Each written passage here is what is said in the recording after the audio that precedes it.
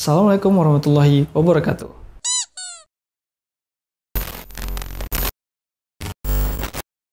Batas periode Jurassic dan Cretaceous adalah batas periode waktu yang masih sedikit difahami. Well, at least begitulah dari beberapa dari sumber yang telah saya baca.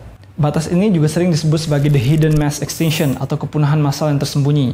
Beberapa bukti menunjukkan bahwa adanya aktivitas tektonik yang tinggi dengan bencana-bencana alam yang terjadi dalam waktu yang singkat. Tapi gini, untuk mudahnya kita sama-sama sepakat bahwa memang ada kepunahan massal yang terjadi, tapi tidak sedramatis mass extinction yang terjadi di periode-periode sebelumnya. Kelompok hewan yang dapat bertahan adalah kelompok dinosauria yang dapat menyesuaikan diri dengan kondisi biotik dan abiotik setelah Pangea berpisah. Yang tidak menyesuaikan diri pasti akan musnah.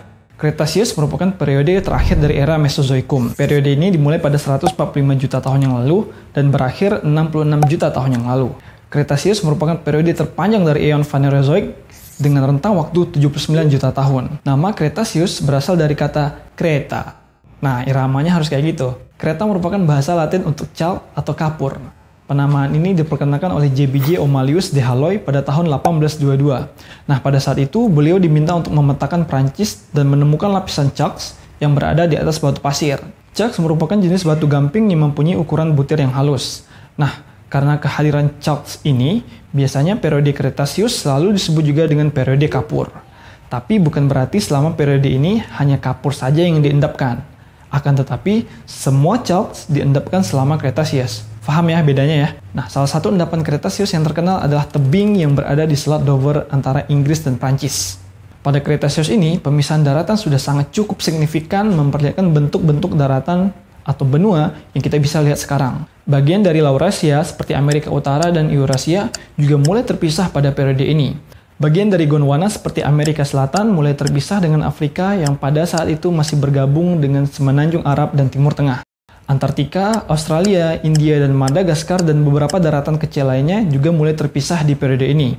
Oh ya, by the way, dengan berpisahnya Amerika Selatan dengan Afrika, Laut Atlantik Selatan mulai terhubung dengan Laut Atlantik Utara. Muka air laut menjadi lebih tinggi dibandingkan dengan periode sebelumnya. Muka air laut pada periode Cretaceous ini berkisar 100 hingga 250 meter lebih tinggi daripada muka air laut di zaman sekarang. Bahkan muka air laut pada periode Cretaceous ini merupakan muka air laut tertinggi di sepanjang sejarah geologi. Nah, dengan tingginya muka air laut ini, sebagian dari daratan pada periode ini berubah menjadi laut dangkal. Fenomena ini disebut juga sebagai epicontinental sea, yaitu daratan yang berubah menjadi laut karena kenaikan muka air laut. Kenaikan muka air laut ini membuat daratan hanya mengcover 18% dari permukaan bumi pada saat itu. Nah, untuk perbandingan, di masa sekarang daratan mengcover sekitar 28% dari keseluruhan permukaan bumi. Nah, negara-negara seperti Kanada, Rusia, Australia Barat masih di dalam laut pada saat itu. Nah, ada yang tahu nggak Indonesia ada di mana?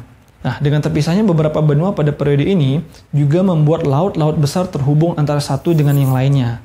Hal ini memberikan dampak hewan-hewan laut bisa bermigrasi dari satu laut ke laut lainnya. Sirkulasi dan pencampuran air laut dari satu tempat ke tempat lainnya juga nggak sebagus pada saat ini. Konsepnya kan sirkulasi ini terjadi karena adanya perbedaan suhu nih. Nah, sementara pada periode ini suhu laut relatif sama antara kawasan khatulistiwa dengan kawasan kutub, sehingga sirkulasi sangat minim terjadi. Hal ini menyebabkan laut pada masa Cretaceous ini berada dalam keadaan anoksik atau nggak ada oksigen. Aktivitas vulkanik bawah laut pun juga membuat keadaan laut menjadi anoksik, sehingga menyebabkan banyak organisme bawah laut musnah dan terendapkan membentuk batuan. Hal ini dibuktikan dengan kehadiran black shell yang terendap di dasar laut yang dapat dijumpai di Amerika Utara. Secara umum, iklim pada periode Cretaceous ini lebih hangat ketimbang saat ini. Iklim pun masih terbilang cukup sama, baik di ekuator maupun di kutub. Nah, jadi berdasarkan flora yang hadir pada periode ini, didapati bahwa periode ini beriklim tropis hingga subtropis. Kehadiran bauksit dan endapan laterit pada periode ini menandakan adanya kadar pelapukan yang signifikan di kawasan yang hangat serta terdapatnya hujan musiman yang meningkatkan kadar pelapukan kimia. Semakin ke kutub, suhu semakin menurun dibandingkan dengan suhu di ekuator. Endapan evaporit masih dapat dilihat pada awal-awal periode ini, yang menandakan masih adanya kawasan yang kering. Periode Cretaceous ini sebenarnya mempunyai suhu yang rendah pada awal periodenya, namun mulai meningkat pada pertengahan Cretaceous dan menurun lagi di akhir. Glacier hampir tidak dapat dijumpai kecuali di gunung-gunung yang tinggi. Jadi meskipun di akhir Cretaceous ini suhu menjadi lebih rendah, tetapi lebih panas dibandingkan dengan suhu sekarang. Selain Rhodys bivalvia, juga ditemukan terumbu karang, foraminifera besar, dan beberapa ammonites. Nah, Rhodys ini nantinya menjadi reservoir dari minyak dan gas yang terdapat di Meksiko. Venezuela, dan Timur Tengah. Reptil-reptil laut besar seperti Ichthyosaurus, Mosasaurus, dan Plesiosaurus masih umum dijumpai di Laut Cretaceous. Tahu nggak Mesosaurus itu yang mana?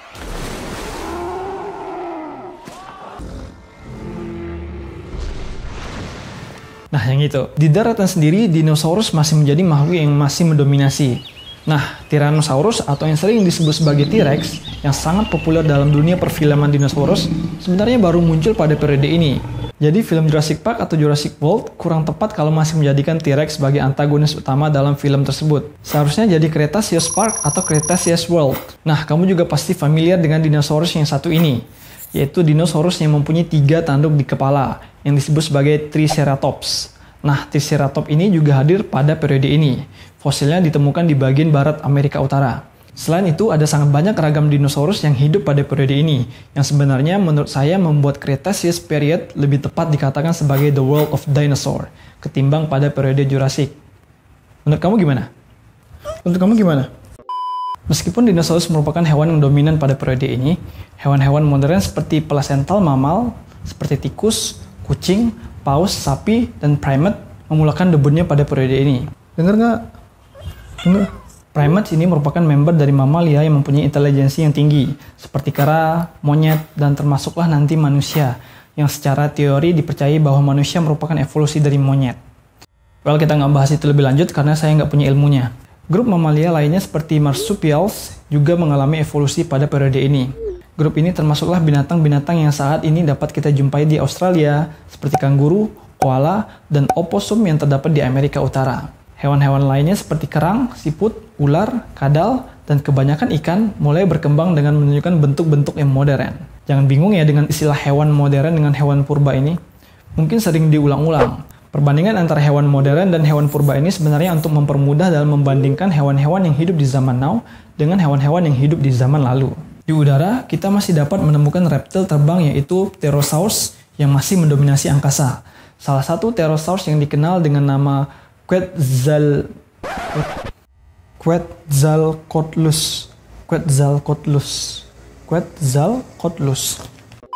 Salah satu Pterosaurus yang dikenal dengan nama Quetzalcoatlus yang ditemukan di Texas, Amerika, mempunyai bentangan sayap selebar 15 meter. Sebagaimana yang telah dijelaskan di video sebelumnya, bahwa hewan-hewan udara ini menjadi nenek moyang dari burung-burung modern yang kita jumpai saat ini. Termasuklah menjadi nenek moyang burung-burung yang nggak bisa terbang. Jadi pada masa Cretaceous ini juga ditemukan burung-burung yang tidak bisa terbang, yang disebut sebagai Hesperornis. Nah, Hesperornis ini adalah salah satu burung yang tidak bisa terbang, yang mempunyai kaki yang besar dan mempunyai gigi yang tajam untuk memangsa ikan-ikan. Kehidupan pada periode Cretaceous ini memang dikenal sebagai periode yang menjadi transisi antara makhluk hidup purba yang mendominasi era Paleozoik menjadi awal mula makhluk hidup modern yang nantinya akan mendominasi di era Cenozoik. Salah satunya adalah kehadiran Angiosperm atau Angiospermae. Nah, Angiospermae ini merupakan tumbuhan berbunga yang semakin banyak dan melimpah seiring dengan berjalannya periode Cretaceous. Salah satu Angiosperm tertua yang ditemukan adalah Montestia fidelii. Montestia fidelii. Salah satu Angiosperm tertua yang ditemukan adalah Montestia fidelii yang diduga berumur 130 hingga 125 juta tahun yang lalu. Tumbuhan-tumbuhan yang hidup di periode sebelumnya juga masih dapat ditemukan pada periode ini, seperti cycad, ginkgos, dan conifers. Tahukah kamu bahwa 50% dari petroleum yang diketahui oleh dunia saat ini berasal dari Cretaceous period?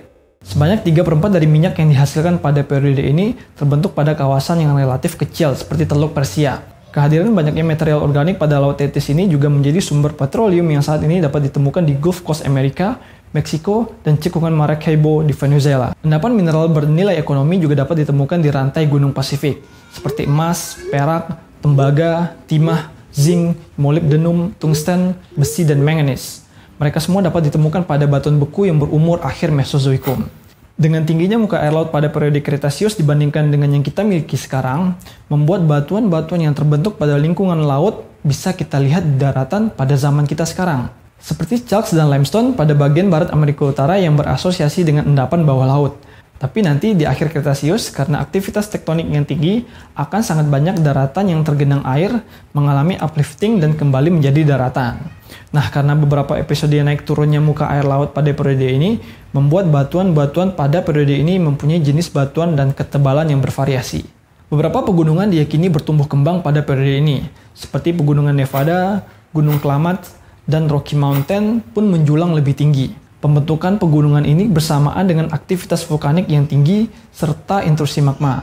Hal ini dominan terjadi pada kawasan Circum-Pasifik. Erosi dari pegunungan ini menjadi sumber-sumber dari batuan sedimen klastik seperti konglomerat, sandstone, dan juga shale. Aktivitas vulkanik dan intrusi magma tentunya akan menghasilkan batuan beku. Nah, oleh karena hal yang dijelaskan tadi, ada sangat banyak batuan Kretasius yang dapat kita lihat pada saat ini. Seperti yang terdapat di Arktik, Greenland, California, Pulau Caribbean, Jamaika, Panama, Venezuela, Kolombia, Ekuador, Peru, Brazil, Argentina. Dan masih sangat banyak lagi yang tidak bisa disebutkan satu persatu. Kenaikan muka air laut yang menyebabkan genangan air di daratan ini juga menghasilkan lingkungan rawa yang menghasilkan endapan batu bara. Batu bara berumur Kretasius ini dapat ditemukan di Siberia, Australia, New Zealand, Meksiko, dan Amerika bagian barat. Pertengahan Kretasius menjadi waktu pengendapan shale dengan karbonat yang tinggi. Shale hitam ini terbentuk karena kurangnya oksigen hasil dari endapan laut dalam seperti yang telah dijelaskan sebelumnya. Batuan metamorf pun dapat dijumpai pada kawasan pegunungan Circum-Pasifik yang menghasilkan metamorfisme regional hasil dari tekanan tinggi dari pembentukan pegunungan serta kehadiran intrusi granit yang berskala besar yang membuat batuan-batuan di sekelilingnya mengalami metamorfisme. Batuan basaltik juga ditemukan di sekitar gunung api bawah laut di Pasifik Barat dan Tengah. Dan masih sangat banyak lagi batuannya. Ntar googling sendiri aja ya. Dengan penyebaran batuan pada periode Kretasius yang sangat merata ini, salah satu cara peneliti untuk mengkorelasikan antara satu batuan Kretasius dengan batuan Kretasius lainnya di tempat yang berbeda adalah dengan menggunakan fosil-fosil tertentu.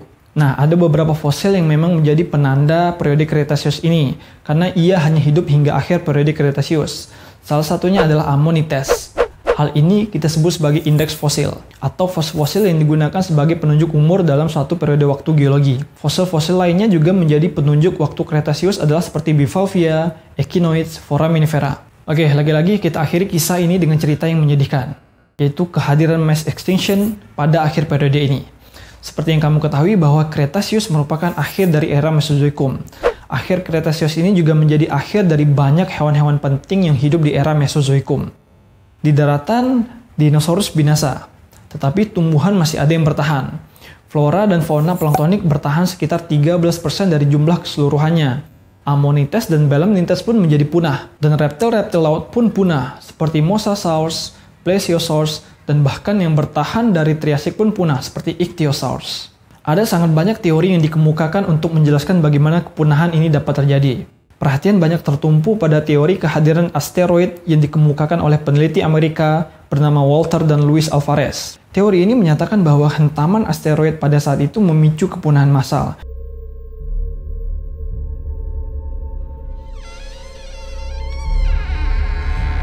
Yang saking kuatnya hentaman asteroid tersebut, membuat serpihan batuan yang hancur menyelubungi atmosfer bumi dan membuat bumi dalam keadaan kegelapan selama beberapa bulan bahkan lebih. Kejadian ini menyebabkan kealfaan penetrasi sinar matahari ke permukaan bumi. Hal ini juga menyebabkan tumbuhan-tumbuhan hijau tidak mampu berfotosintesis. Well, by the way, teori ini bukan tanpa alasan. Hal ini karena ditemukannya kawah bekas hentaman asteroid dengan diameter 180 km yang diyakini berumur sama dengan akhir periode Kretasius. Kawah ini ditemukan di Yucatan Peninsula, yaitu di dekat Meksiko. Selain itu, juga ditemukan tektites yang merupakan struktur retakan yang menjadi karakteristik dari hentaman meteorit, serta kehadiran rare earth element iridium yang biasanya ditemukan pada mantel bumi dan di batuan luar angkasa. Selain itu juga ditemukan bukti-bukti lainnya yang mendukung hentaman asteroid ini seperti sejumlah tsunami yang terjadi pada Teluk Meksiko. Nah, sebenarnya beberapa paleontologis skeptis dengan teori ini. Sebagian peneliti juga mempercayai kepunahan massal ini terjadi hasil dari karbon dioksida yang dikeluarkan aktivitas vulkanik yang menghasilkan efek rumah kaca. Hal ini membuat iklim berubah secara drastis, sehingga membuat hewan-hewan termasuk dinosaurs menderita hidupnya dan mengalami kepunahan. Tapi yang pasti tidak dapat dipungkiri bahwa kepunahan massal di akhir Kretasius ini tidak lepas dari peran benda-benda luar angkasa.